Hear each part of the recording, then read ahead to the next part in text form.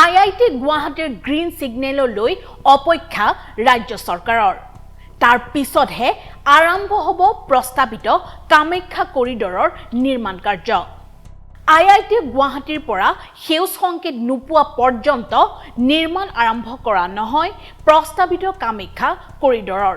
এই কথা জনালে ৰাজ্য চৰকাৰে উচ্চ ন্যায়ালয়ক সকলো দিক চালিজাৰি চাব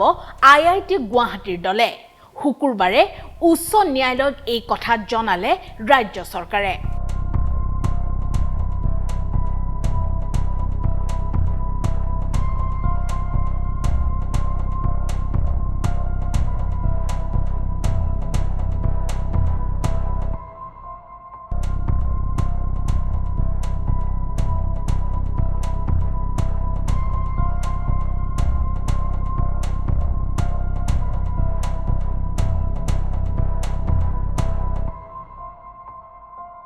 News Desk Report, Takshak 24 India.